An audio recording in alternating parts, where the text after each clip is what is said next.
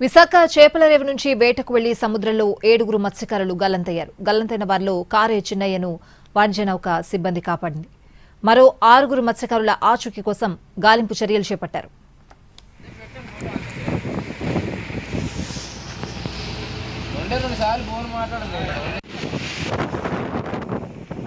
విజయనగరం జిల్లా భోగాపురం మండలం ముక్కాం గ్రామానికి చెందిన చిన్న, గరగయ్య, అప్పలరాజు, కారే చిన్నయ్య, సీతోడు, విశాఖ జిల్లా భీమిలి మండలం పెదనాగమయ్య పాలనకి చెందిన బండియ్య, విశాఖకు చెందిన చిన్న అమ్మోరు ఈ నెల 1న విశాఖ చేపల రేవు నుంచి బోట్లో చేపల వేటకు వెళ్లారు.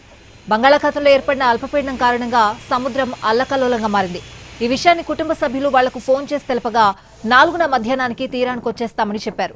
శనివారం సాయంత్రం వరకు రాకపోవడంతో కుటుంబ సభ్యులు 6గురికి ఫోన్లు చేయగా ఏవీ పనిచేయలేదు. దీంతో తమ వారికి ఏమైందోనని తీవ్ర ఆందోళనలో మునిగిపోయారు. రంగంలోకి దిగిన సహాయక బృందాలు గాలింపు చేపట్టి బోటు యజమాని కారే చిన్నయ్యను సురక్షితంగా ఒడ్డుకు తీసుకొచ్చారు. మిగిలిన వారి కోసం గాలింపు కొనసాగుతోంది.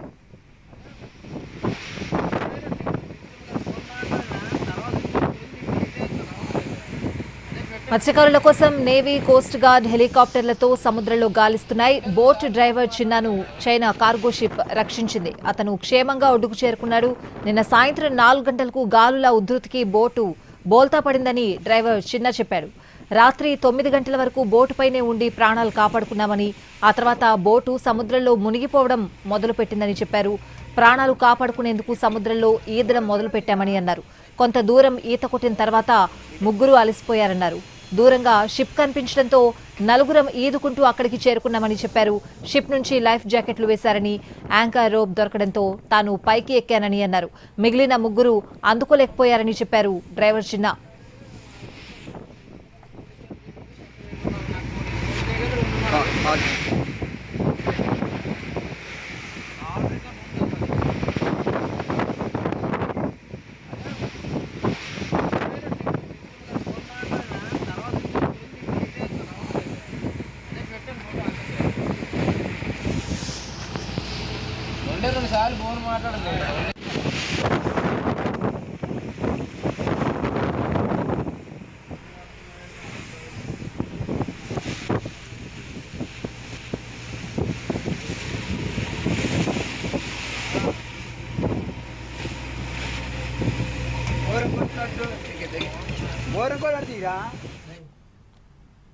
విశాఖ చేపల రేవు నుంచి వేటకు వెళ్లి సముద్రంలో 7గురు మత్స్యకారులు గల్లంతయ్యారు. గల్లంతైన వారిలో కారే చిన్నయ్యను వాణిజ్య నౌక సిబ్బంది కాపాడారు. మరో 6గురు కోసం ప్రస్తుతం గాలింపు చర్యలైతే కొనసాగుతున్నాయి. పూర్తి అప్డేట్స్ అడిగి తెలుసుకుందాం. మా ప్రతినిధి చిరంజీవి లైవ్ లో సిద్ధంగా ఉన్నారు. చిరంజీవి, డ్రైవర్ కొన్ని విషయాలు చెప్తున్నారు. ఆ విషయాల ఆధారంగా గాలింపు కొనసాగిస్తున్నారా? స్వాతి, ఇప్పటికి ప్రమాదం జరిగి 24 గంటల పైన అవుతుంది. నిన్న సాయంత్రం 4 గంటల సమయంలో ఈ ప్రమాదం చోటు చేసుకుంది. అప్పటి నుంచి కూడా ప్రస్తుతం గల్లంతైన వారిలో ఒక్కరే బోట్ ఓనరు కమ్ డ్రైవర్ అయినటువంటి కారే చిన్న అతను మాత్రమే ఆచూకీ లభ్యమైంది. అతను కూడా కొద్దిసేపటి క్రితమే ఒక సెల్ఫీ వీడియో రిలీజ్ చేశారు.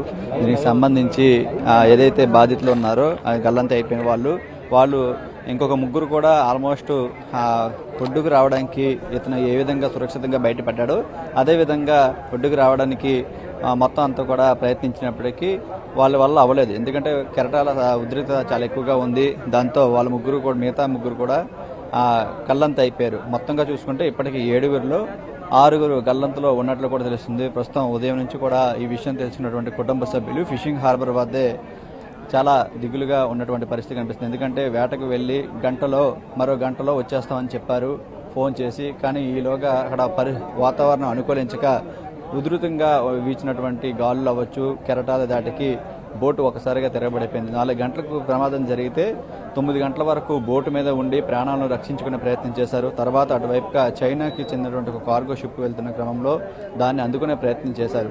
తర్వాత కారే చిన్న ఎవరైతే ఓనర్ ఉన్నారో అతను మాత్రమే ఒక లంగర్ ద్వారా పైకి వెళ్లారు తప్ప మిగతా వాళ్ళ కోసం లైఫ్ జాకెట్లు వేసినప్పటికీ వాళ్ళు అందుకోలేకపోయారు.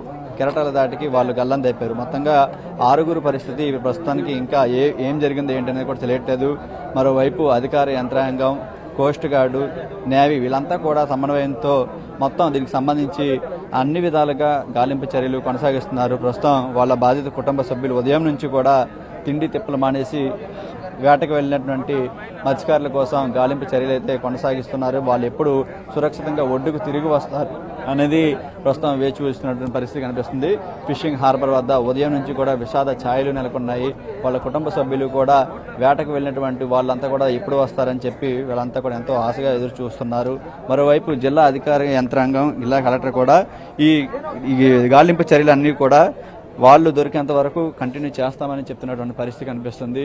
అన్ని కుటుంబ సభ్యులు కూడా వేట మీదే ఆధారపడి జీవించేటువంటి వాళ్ళు ఈ నెల 1వ తేదీన వేటకు వెళ్ళి తర్వాత ఈ విధంగా తుఫాను బీచ్లోకి వెళ్ళిన తర్వాత వాతావరణం అనుకూలించగా తుఫాను పరిస్థితుల వల్ల వీళ్ళు అక్కడ చిక్కుకున్నటువంటి పరిస్థితి కనిపిస్తుంది.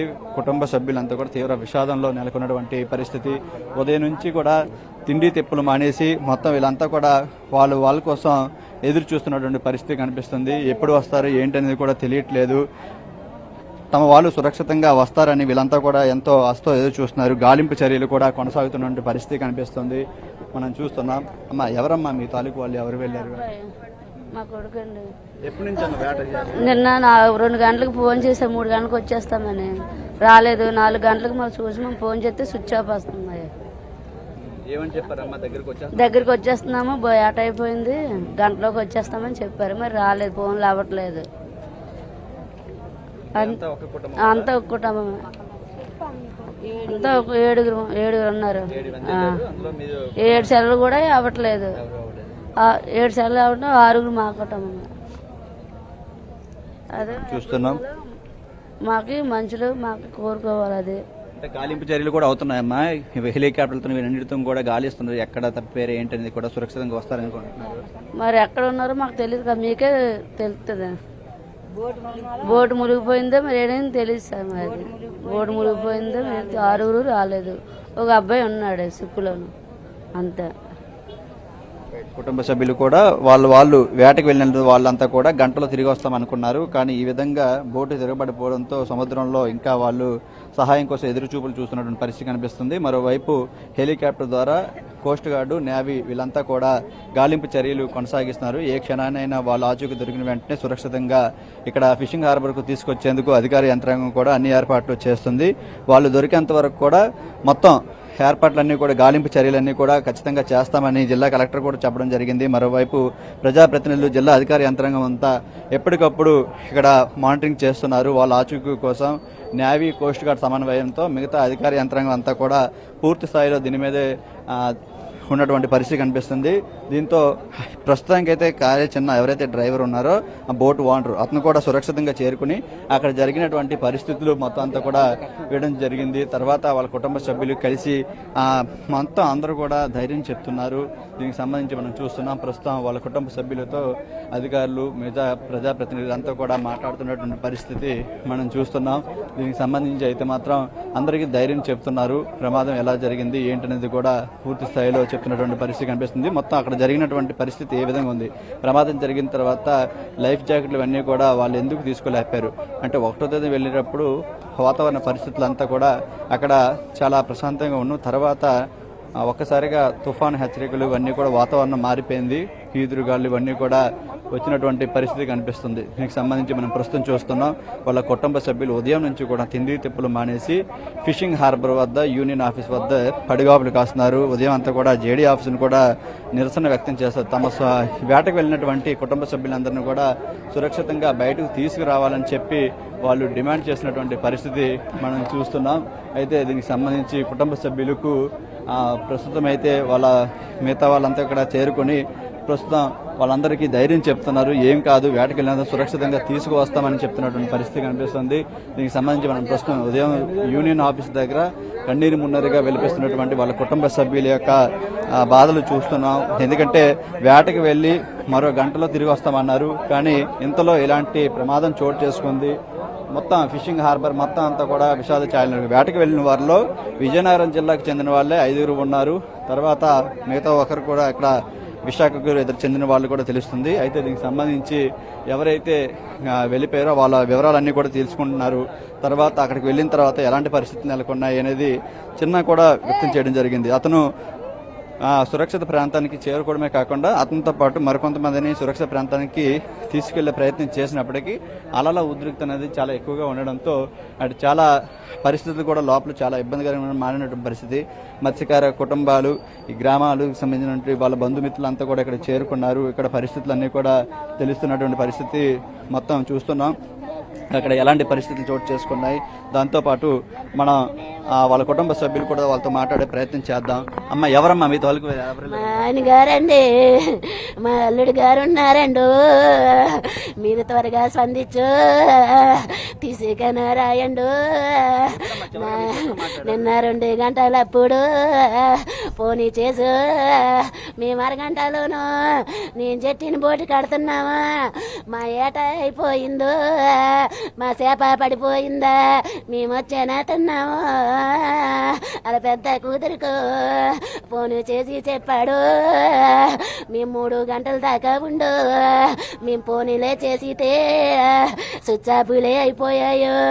మా తెలిసిన వాళ్ళందరికీ మా మరిదికి ఫోన్ చేసు, దానియ్య మీ బండి అన్నీ సెల్ అవ్వట్లేదు, మీ గణేష్ సెల్ అవ్వట్లేదు, మీ అమ్మ 100 సార్లు ఫోన్లు చేస్తాడు, మీ అల్లుడు చేయలేదయ్యా, అందరి ఫోన్లు స్విచ్ ఆఫ్ వస్తున్నాయంటే, వదినా ఎందుకు కంగారు పడిపోతా వదినా, నేను జట్టినే ఉన్నానే వదినా, నువ్వు ధైర్యంగా ఉండే వదిను చెప్పాడే మా బాబు.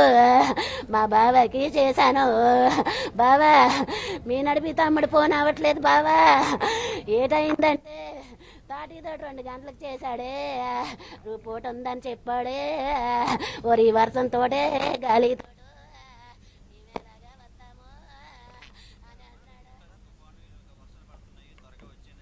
తెలిసిపోయి వచ్చేసారు. 1వ తారీఖున వెళ్ళారండి బోటికి, 3 రోజులు చేసుకొని వచ్చేస్తామా, ఐసు లేదు, ఎక్కువ రోజులు చెయ్యము చెప్పేసి వెళ్ళారు. వాళ్ళు వెళ్తేప్పటితో పను లేదయ్యో, వాళ్ళు 1వ తారీఖున వెళ్ళారు. మా బాబా ఫోన్లు చేస్తున్నానే తాటి దడికి ఫోన్ అవ్వటలేదే, నేను చెట్టలో పిలుస్తున్నానే చెట్లు పలకట్లేదే అని చెప్పాడు. మా అయ్యో మా తమ్ముడికి ఫోనే చేశాను, ఒరే నాగరాజు బండి మా చెల్లవ్వటలేదు రే పోరే. ప్రస్తుతం చూస్తున్న కుటుంబ సభ్యులంతా కూడా ఈ విధంగా నిన్న మాట్లాడిన తర్వాత ఊహించిన ప్రమాదం చోటు చేసుకుంది. తర్వాత ఒక్కసారిగా అక్కడ ఏం జరిగిందో తెలియదు, ఆ బోటు ప్రమాదానికి గురయ్యి మొత్తం వాళ్ళంతా కూడా చెల్లాచెదురుగా తెలిపారు. అందులో చిన్న డ్రైవింగ్ చేస్తున్నటువంటి డ్రైవర్గా ఉన్నటువంటి చిన్న ఒక్కరే ప్రస్తుతం సురక్షిత ప్రాంతాల్లో ఉన్నారు. మిగతా వారి కోసం ఇటు కోస్ట్ గార్డుతో పాటు నేవీ కూడా హెలికాప్టర్ల ద్వారా, అదేవిధంగా ప్రత్యేక బోట్ల ద్వారా ఇంకా గాలింపు చర్యలు కొనసాగిస్తున్నారు. నడి సముద్రంలో ఈ ప్రమాదం జరగడంతో ఆ లోతులో అయిన ప్రాంతంలో గజయితగాలతో కూడా మొత్తం గాలింపు చర్యలు అయితే కొనసాగిస్తున్న పరిస్థితి కనిపిస్తుంది. ఏ క్షణాన్నైనా సరే వాళ్ళ ఆచూకు దొరికిన వెంటనే సురక్షితమైన ప్రాంతాలకు తీసుకొచ్చేందుకు అన్ని ఏర్పాట్లు కూడా జిల్లా అధికార యంత్రాంగం చేస్తుంది. దీనికి సంబంధించి ఎప్పటికప్పుడు మానిటరింగ్ చేస్తున్నారు. అయితే తుఫానుకి సంబంధించి ఈ వాతావరణం, వర్షాలు, అదేవిధంగా మిగతా గాలుల తీవ్రత అంతా కూడా వెళ్ళిన తర్వాత వాళ్ళు వేటలో ఉండగా చోటు చేసుకుంది. ఇది విషయం ముందే తెలుసుంటే అసలు వేటకి వెళ్లే వాళ్ళు కాదని చెప్పి కుటుంబ సభ్యులు కూడా ఆవేదన వ్యక్తం చేస్తున్న పరిస్థితి కనిపిస్తుంది. 24 గంటలు గడిచింది, వాళ్ళ ఆచూకీ ఇంకా లభ్యం కాలేదు. ఎక్కడ సురక్షితంగా ఉంటారని చెప్పి మొత్తం అంతా కూడా చాలా వ్యక్తం చేస్తున్నటువంటి పరిస్థితి కనిపిస్తుంది. దీంతోపాటు ప్రస్తుతం హెలికాప్టర్ల ద్వారా ఈరోజు ఉదయం నుంచి ముమ్మరంగా గాలింపు చర్యలు చేపట్టారు. ఎక్కడో ఒక చోట ఎవరో ఒక షిప్లో వాళ్ళు భద్రంగా ఉంటారని చెప్పి వాళ్ళు భావిస్తున్నటువంటి పరిస్థితి కనిపిస్తుంది. దీంతోపాటు ఉదయం నుంచి కూడా వీళ్ళంతా తిండి తిప్పులు మానేసి మొత్తం వీళ్ళు ఎవరైతే వేటకు వెళ్లి గల్లంత అయిపోయారో వారి కోసం ఇక్కడ వేచి చూస్తున్నటువంటి పరిస్థితి కనిపిస్తుంది. జిల్లా కలెక్టర్తో పాటు మిగతా అధికారులు, ఫిషింగ్ డిపార్ట్మెంట్ చెందినటువంటి అధికారులు వీరంతా కూడా ఇప్పటికప్పుడు అది ఎక్కడైతే మునిగిపోయిందో ఆ GPS ట్రాకర్ ద్వారా ఆచూకుని కనుగొనేందుకు అన్ని విధాలుగా ప్రయత్నాలు చేస్తున్నటువంటి పరిస్థితి కనిపిస్తుంది. ఎందుకంటే సాధారణంగా ఇటువంటి పరిస్థితులు ఉన్నప్పుడు, అలల తీవ్రత ఎక్కువగా ఉన్నప్పుడు ఎక్కువగా అలల తీవ్రత నడి సముద్రంలో ఉంటుంది. అలాంటి సమయంలో బోట్లు చాలా వరకు మొత్తం తిరగబడినటువంటి పరిస్థితి, బోల్తా పడినటువంటి పరిస్థితి కనిపిస్తుంటుంది. అలాంటి సమయంలో చాలాసార్లు రక్షించారు ఫిషర్మెన్స్ అందరినీ కూడా. అదేవిధంగా ఇప్పుడు కూడా ఖచ్చితంగా రక్షిస్తారని చెప్పి దీనికి సంబంధించి హెలికాప్టర్ ద్వారా, ప్రత్యేక బోట్ల ద్వారా కోస్ట్ గార్డు, నేవీ బృందాలు మొత్తం వాటన్నిటి కోసం ముమ్మరంగా గాలింపు చర్యలు అయితే నడి సముద్రంలో మొత్తం సెర్చ్ రెస్క్యూ ఆపరేషన్ అనేది కొనసాగుతున్న పరిస్థితి కనిపిస్తుంది. ఎందుకంటే అలల తీవ్రత, మొత్తం ఈదురుగాలుల తీవ్రత కూడా చాలా ఎక్కువగా ఉంటున్న సమయంలో వేటకు వెళ్ళేటప్పుడు ఇలాంటి పరిస్థితులు ఎదురవుతుంటాయి. అయినప్పటికీ ఈత వచ్చినటువంటి మత్స్యకారులు ఏదో ఒక విధంగా సురక్షిత ప్రాంతాలకు వచ్చే అవకాశం అయితే మనకు కనిపిస్తుంటుంది. ప్రస్తుతం చూస్తున్నాం ఫిషింగ్ హార్బర్ వద్ద మొత్తం మత్స్యకార కుటుంబాలన్నీ కూడా విషాద ఛాయలు నెలకొన్నాయి. తమ వారంతా సురక్షితంగా ఒడ్డుకు చేరుకుంటారని వీళ్ళంతా కూడా ఎదురు చూస్తున్నటువంటి పరిస్థితి మనం చూస్తున్నాం. కుటుంబ సభ్యుల్లో ముఖ్యంగా చూసుకోవచ్చు, చాలా వారు ఈ వేటకు దీని మీదే అంతా వెళ్ళినటువంటి పరిస్థితి మనకు కనిపిస్తుంది. ఎలా ఉంది సిచ్యువేషన్ ప్రస్తుతానికి అక్కడ మత్స్యకార కుటుంబాలు ఏ విధంగా సఫర్ అవుతున్నాయి? ఎటువంటి ఇన్ఫర్మేషన్ ఉందా దీనికి సంబంధించి? ప్రస్తుతానికి అయితే ఎటువంటి ఇన్ఫర్మేషన్ అయితే మాకు లేదని, మరి మినిస్టర్ గారు చెప్పిన దాని ప్రకారం రెస్క్యూ ఆపరేషన్ 72 అవర్స్ వరకు కంటిన్యూగా జరుగుతుందని చెప్పారు. వాళ్ళకి ఏదైనా ఇన్ఫర్మేషన్ వస్తే మాకు చెప్తా అన్నారు. బట్ చిన్న అయితే ఎప్పటికప్పుడు ఇన్ఫర్మేషన్ చెప్తున్నాడంట. చిన్న కూడా వారితో కోస్ట్ గార్డ్తో పాటు కోఆర్డినేషన్తోనే ఉన్నాడు, వాళ్ళతో పాటు తిరుగుతున్నారు అన్నట్లుగా కూడా ఇన్ఫర్మేషన్ మాకైతే చెప్పారు. మాకైతే ఆశ ఉంది వాళ్ళు క్షేమంగా ఉంటారు, వస్తారని చెప్పేసి. ప్రస్తుతానికి అయితే అందరం అయితే ఒక హోప్తో ఉన్నాము, వాళ్ళైతే సేఫ్గా ఉన్నారని. ఆ రెస్క్యూ ఆపరేషన్ కూడా ఒక హెలికాప్టర్ కంటిన్యూస్గా తిరుగుతుంది, ఒక కోస్ట్ గార్డ్ షిప్ కూడా కంటిన్యూస్గా మానిటరింగ్లో ఉందని చెప్తున్నారు. మా బోట్లు కూడా తిరుగుతున్నాయి. వీళ్ళు ఎప్పటికైనా వస్తారని చెప్పి ఒక ఆశ. బట్ వెరీ అన్ఫార్చునేట్, సీ కూడా చాలా రఫ్ గా ఉంది. దానివల్ల ఏంటంటే రెస్క్యూ ఆపరేషన్ కూడా కొంత ఇబ్బంది జరుగుతుంది. గతంలో కూడా ఇలాంటి ప్రమాదాలు జరిగినప్పుడు మత్స్యకారులు రోజుల కొద్దీ సముద్రంలో ఉండి ఏదో ఒక ఆధారం వేరే షిప్పుల్లోకి వెళ్ళడం ఇటువంటివి చూస్తుంటాం. మరి అలాంటి పరిస్థితులు చోటు చేసుకోవచ్చు ఖచ్చితంగా అండి. మాకైతే ఎందుకంటే బోట్ లో ఉన్న 7 మందిలో ఒక రెస్క్యూ అయ్యారు కదా, మిగతా 6 కూడా యంగ్స్టర్స్, అందరూ కూడా బిలో 20-25 ఇయర్స్ వాళ్ళే. కాబట్టి ఖచ్చితంగా వాళ్ళు ఈదుతారు. మాకైతే నమ్మకం ఉంది. వాళ్ళు ఏదో ఒకటి చిన్న ఆధారం దొరికినా సరే వాళ్ళు ఒడ్డుకొచ్చేయగలరు, ఒడ్డుకొచ్చే అవకాశమే ఉంటుంది. అంటే ఇవన్నీ కాస్ట్ విలేజెస్, ఏదో ఒక విలేజెస్ చేరి వాళ్ళు అలసిపోయి పడిపోతే ఆ విలేజెస్ తీసుకుని వచ్చి వాళ్ళని ఫుడ్ అది పెట్టి వాళ్ళని సేవ్ చేసిన పరిస్థితులు గతంలో చాలా చూసాం మేము. కాబట్టి మాకైతే ఆ హోప్ ఉంది, వాళ్ళు ఖచ్చితంగా బాగున్నారు, సేఫ్గా ఉన్నారు, వాళ్ళు క్షేమంగా వస్తారని చెప్పి మేమైతే నమ్ముతున్నాము. బట్ ఏంటంటే వెదర్ కండిషన్స్ వల్ల మాత్రం కొద్దిగా ఏమైనా ఇబ్బంది జరిగిందని చెప్పి ఆలోచన తప్ప వాళ్ళు క్షేమంగా ఉన్నారని చెప్పి కుటుంబాలకు కూడా అదే ధైర్యం చెప్తున్నాం మేమైతే. ఇప్పుడు జరిగి 24 గంటలు అవుతుంది. దాంతోపాటు అటువైపుగా చాలా వరకు షిప్లు బోట్లు వెళ్ళే అవకాశం ఉంటుంది. కానీ వెదర్ సపోర్ట్ చేయక ఇంకా అటువంటి పరిస్థితులు లేట్ అయ్యే అవకాశం ఏమైనా కనిపిస్తుంది? లేట్ అయినా కూడా అండి, ఖచ్చితంగా ఒక మత్స్యకారుడు కనీసం 4 రోజుల పాటు తిండి లేకపోయినా సరే, కనీసం నీళ్లు తాకపోయినా సరే, ఏదో ఒక చిన్న ఆధారం దొరికినా సరే దాన్ని పట్టుకొని 4 రోజుల వరకు బతికిన పరిస్థితులు గతంలో మేము చాలా చూసాము. కాబట్టి వాళ్ళకి ఏ మాత్రం చిన్న ఆధారం దొరికిన, ఒక లైఫ్ బాయ్ లాడదో చిన్న చెక్కో ఏది దొరికినా సరే ఖచ్చితంగా వాళ్ళు సేవ్ అవుతారు. ఖచ్చితంగా షోర్కి చేరుకుంటారు. ఇలాగా ఏ హెలికాప్టర్కో ఎవరికో ట్రేస్ అయితే కనుక వాళ్ళని కోస్ట్ గార్డు, నేవీ ఎవరెవరు కాపాడే పరిస్థితి ఉంటుంది. కాబట్టి ఆ హోప్ అయితే చిన్నదైనా ఆధారం దొరకాలని చెప్పి ఆ దేవుని ప్రార్థిస్తున్నాం మేము. ఈ నమ్మకం అయితే ఖచ్చితంగా మత్స్యకారులను తిరిగి సురక్షితంగా ఒడ్డుకు చేర్చుందని చెప్పేసి మత్స్యకార కుటుంబాలు, వాళ్ళ కుటుంబ సభ్యులంతా కూడా ధీమా వ్యక్తం చేస్తున్నారు. ఎందుకంటే గతంలో కూడా చూసుకున్నాం, ఈ సమయంలోనే ఇటు జూన్ నెల, జూలై నెల, ఆగస్టులో ఎక్కువగా ఈ తుఫాన్లు ఇవన్నీ కూడా హెచ్చరికలు అంతా కూడా వచ్చే అవకాశం ఉంటుంది. కాబట్టి అలాంటి సమయంలో ముఖ్యంగా ఈ వేటకు వెళ్ళేటప్పుడు ఇలాంటి పరిస్థితులు ఎదుర్కొన్నప్పుడు కూడా చాలా మంది గల్లంత అయినప్పటికీ సురక్షితంగా ఒడ్డుకు 2-3 రోజుల పాటు సముద్రంలోనే ఉండి వాళ్ళు సురక్షితంగా బయటకు వచ్చిన సందర్భాలు కూడా ఉన్నాయని చెప్పి గుర్తు చేసుకుంటున్నారు. అయితే ఇప్పటికే మత్స్యకార కుటుంబ సభ్యులు కూడా ఉదయం నుంచి కూడా వాళ్ళ కుటుంబ సభ్యుల కోసం ఎదురు చూస్తున్నటువంటి పరిస్థితి కనిపిస్తుంది. అయితే మరోవైపు కోస్ట్ గార్డు, నేవీ కూడా ముమ్మరంగా గాలింపు చర్యలు చేపట్టాయి. హెలికాప్టర్ ద్వారా ఉదయం నుంచి రెస్క్యూ ఆపరేషన్ అనేది చేస్తూనే ఉన్నారు. తర్వాత లోతైన ఏదైతే సెర్చింగ్ అంతా కూడా గజ ఈతగాలను పెట్టి సముద్రం లోపల వెతకడం, దాంతోపాటు కోస్ట్ గార్డు ప్రత్యేక బోట్ల ద్వారా వెతకడం అన్ని కూడా చేస్తున్నటువంటి పరిస్థితి కనిపిస్తుంది. కుటుంబ సభ్యులకు ఎలాంటి అధైర్యపడొద్దని చెప్పేసి హామీ, భరోసా ఇస్తున్నారు. కుటుంబ సభ్యులతో మాట్లాడుతున్నారు, తమ వాళ్ళకి ఏమీ కాదని.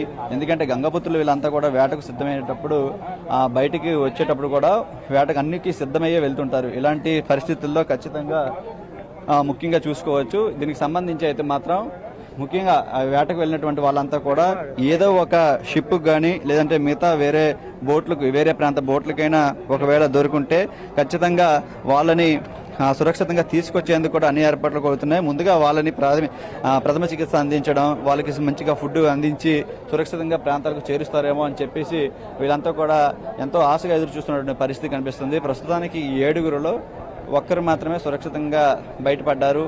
అక్కడ బోటు ఎలాగా ప్రమాదం చోటు చేసుకుంది, ఎందుకంటే రఫ్ సీ, సాధారణంగా అల్పపీడనాలు తుఫాన్లు ఏర్పడేటప్పుడు సముద్రం చాలా ఆటుపోట్లను ఎదుర్కొంటుంది.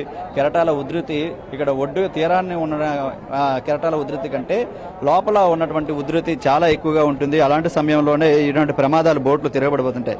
అయితే తిరగబడినప్పుడు ఖచ్చితంగా లైఫ్ జాకెట్లు ఉంటాయి బోట్లో.